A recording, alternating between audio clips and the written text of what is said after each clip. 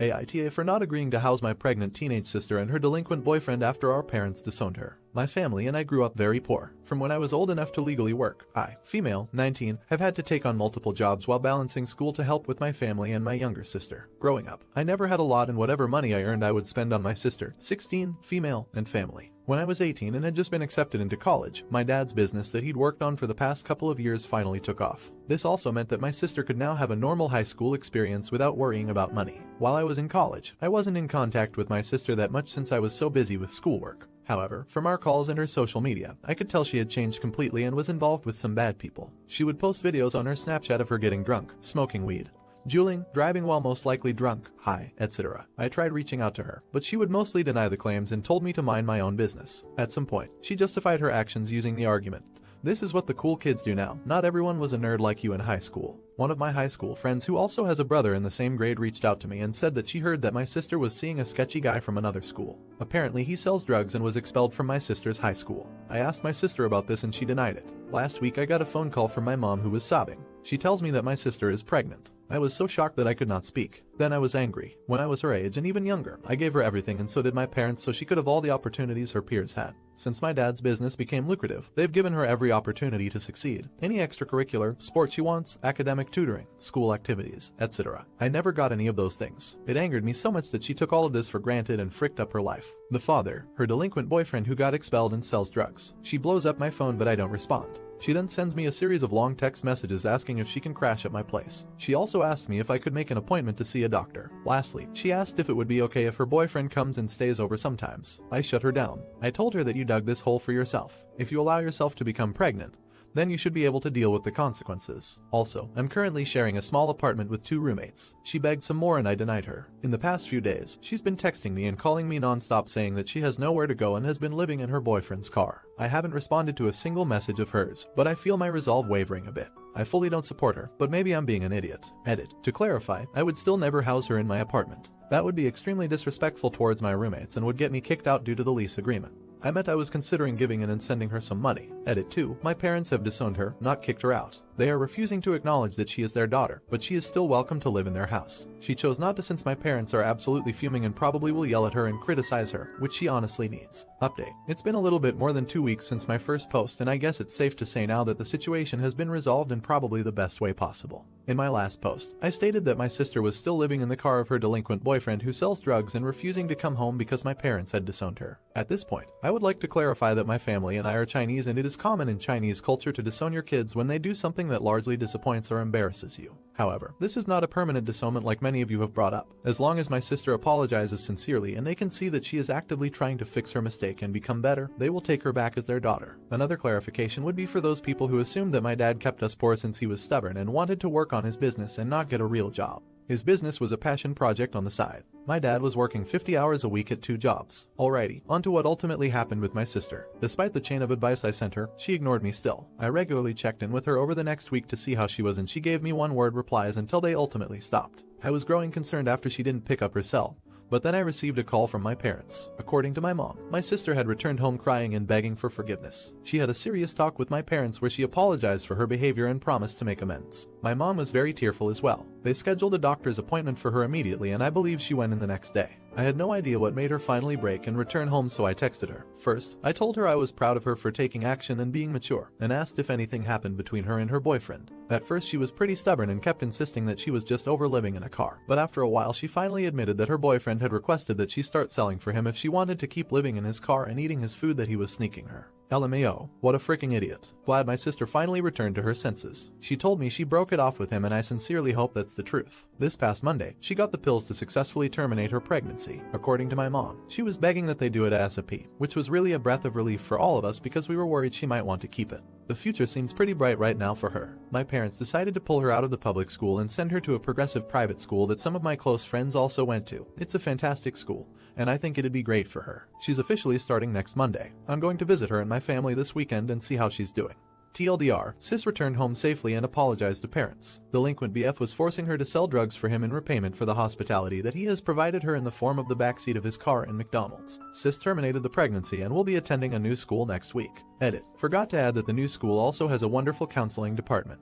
I urged my parents to speak to the head psychologist there, and they did, and she will be having mandatory weekly meetings with her and another therapist at the school. About the idiot. While I'm glad she's home and the worst has been avoided, I really wonder if the underlying issues will be addressed. The whole family dynamic does not sound healthy, traditional or not. And in addition, your sister has gone through a lot, from being disowned, all that poop with her boyfriend, and now the abortion. Please check up on her regularly to make sure she's coping alright, and I would very strongly suggest getting her a therapist or at least a school counselor to talk to. Ideally family therapy too, but I don't know if your parents would be open for that at all. At the end of the day, she is only 16 and all of this went past typical teenage rebellion. If the underlying causes are not addressed, it won't matter that she changed schools, the problems will still be there. Also, an abortion can be very traumatizing and just confusing with all the emotions involved, even when the woman wants it and has planned it well. Your sister didn't have much of a choice, no good choices anyway, and she is still very young. She really needs an adult who she can trust to talk to about all of her feelings and issues without judgment. Did Opus handle this the right way? Let me know in the comments. Now, AITA for not sending my dog to boarding while my BF's mother visits. Background: I adopted my dog, Tank, when I was 20. He had minor issues, leash walking and prey drive. Issues I fixed. This dog is a saint, never bit anyone or shown aggression. He is a very well-trained dog. He's now 5 years and 60 pounds. Now, my boyfriend, male, 24, and I, female, 24, live in an apartment with my dog. We moved in together last year, but we've been dating for 4 years. In December, my BF's mom invited herself to come visit in July, provided everything is good by then. Now, when she decided this, we were under the impression she would stay at a hotel or something.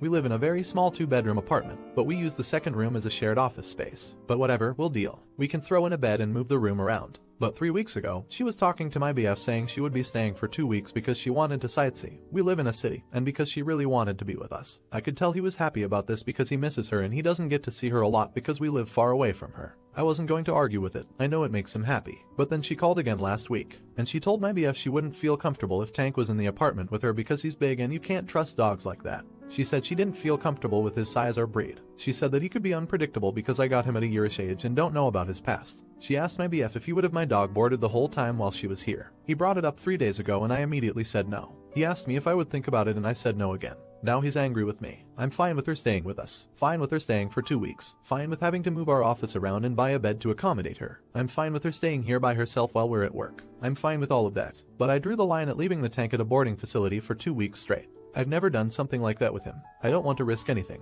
I even looked into it, just at the pricing, and it's too expensive. This is his home. He deserves to stay here. I've never had a problem with her before, but this is ridiculous. She's never met Tank in person before, but she gets a lot of pictures and videos of him. And when we video chat with her, sometimes he joins in. She's never said anything about her concerns before. I feel like she's judging him before she even meets him. He isn't a bad dog, but she doesn't want him at the apartment while he's there at all. Am I the idiot because I won't board Tank while she visits? Update. After a week of angry silence, waiting for each other to bring this up, I bypassed my BF and went to his mom. I reached out, talked about her feelings for Tank. It started out pleasant. Then I told her that BF said she wanted my dog boarded. I asked why she didn't feel comfortable with Tank. Direct quote. You don't know what his past is. He's big and unpredictable and I don't want to be staying with that. It would be different if you knew, but you don't. I just don't feel comfortable sharing a space with a dog that may attack me for going pee in the middle of the night or grabbing a cup of water. I was angry and didn't want to scream and make her upset, so I very politely said if you don't feel comfortable living with Tank for 2 weeks, even though your own son has been since August, you can stay in a hotel when you visit. And I hung up on her. The F got home a few hours later and was angry because I talked to her, made her upset and hung up on her. Now she thinks I hate her. He said I wasn't being fair to her. I asked why he wanted me to board the Tank so badly. The F knows he wouldn't attack her or do anything aggressive towards her. And all he had to say was boiled down to can't you just do it to make this whole thing easier. He's a dog. We argued. At some point, in circles. How Tank is a dog. He doesn't get rights in the apartment. And things got worse when I asked what would happen in the future if we were still together and she decided to visit when we were living in a house. He said that would be different because we could put him in another room, or something.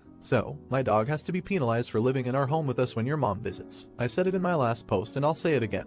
When I adopted Tank, I took on the responsibility of taking care of him, making him my first priority, treating him with respect as he is a living creature. I see him as I would a child. I do the same things for him as someone does for a child. He is family, 4 paws or not. I made a clear choice that night. While his mother may still be visiting whenever it is safe to do so, it won't be in this apartment. We came to the truth. This and other things we talked about are big and can't be ignored. We realized we don't want the same things, and that's not something you can compromise on. So this all started with what I thought would eventually be my future mother-in-law wanting me to board my dog, and ended up with me and BF mutually breaking up after 4 years of dating. We understand in the long run, it wouldn't have worked out. Thank you Reddit for making me realize we needed to have this conversation. It was important, and I'm glad it was done now and not later on down the road. Not the idiot. You're doing yourself a huge favor. If his go-to move is caving to her outrageous demands because it's easier, that's not changing anytime soon. His priorities and his mother are whack, and though breakups are hard, your life will be much better for it. Not the idiot. You handled the whole thing so well. I'm sorry that you ended up having to break up.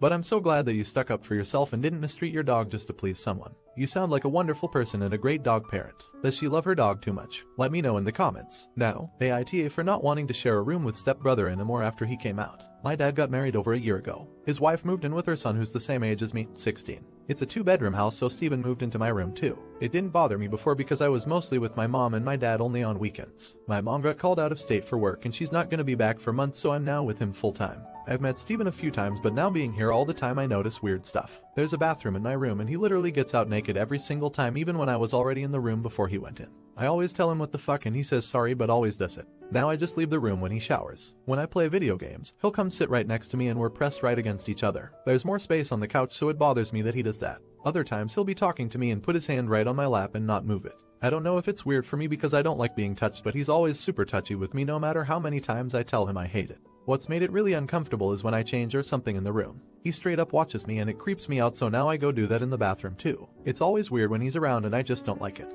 And he always wants to be around me. He came out 2 months ago and now some stuff makes sense. It's more awkward because I feel like he's into me or something. Still stares if he comes in when I'm changing my clothes but acts like he wasn't.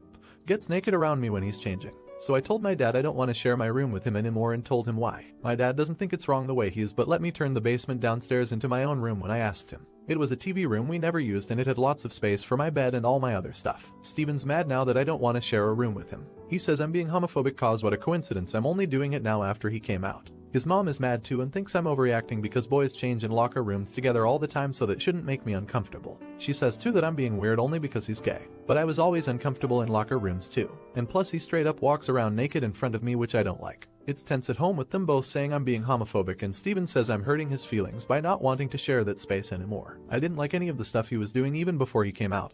But now I've just got to where I'm fed up with it. Knowing that he's gay just made me start to wonder if it was all being done on purpose. So I don't know. Am I being an idiot? So thanks everyone for supporting me through this cause. I felt like I was losing it with everyone at home making me feel like poop. It helped a lot that people understood what I was dealing with and didn't make me feel bad for feeling the way I do. Some comments were saying I needed to tell my mom about what was going on since she didn't know, even though I felt bad about it. A day after I posted, I told her, first about the way Steven was acting with me, and then how they were all giving me poop about being homophobic since I decided to move out of my room after he came out. She was pissed off. She told me to put my dad on and I could hear her yelling at him from the phone when I gave it to him. My dad wasn't happy and they were arguing for like a half hour. But he said he was sorry for not really doing much for me about Steven, and my mom says she doesn't want me there because of Steven. She doesn't like that I'm sleeping in the basement and doesn't know if it's even safe for me down there since it's an old basement. My mom told me she wants me over there with her, but only if I want to. School is online and I don't see any of my friends anyways, so it wouldn't be a big deal if I stayed with her. I talked to my dad and then to my mom. He was mad that I wanted to go with her, but he didn't tell me anything else. She drove all the way back here and picked me up on Thursday.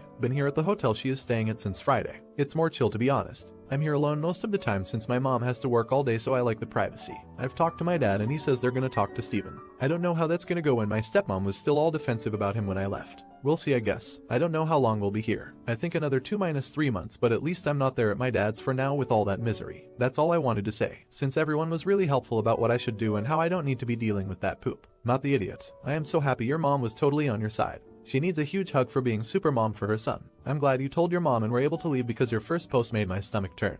Because you were being sexually harassed in your own home. This update is amazing and you have a fantastic mother. Talk to your dad and try to tell him you still love him, but him not defending you is what made you want to leave. Not the idiot. Good update. Glad to hear you got away from that situation. I what country you're in, but I would guess that 16 is old enough to legally stay at your mom's if you want to. Personally, I wouldn't feel comfortable going back into that mess for a long time. And that's assuming your dad has an epiphany and realizes how severely he has failed as a father. Keep in mind that if you do ever want to see your dad, you can make plans to go out and do things with him without actually being at his house and without Steven being around.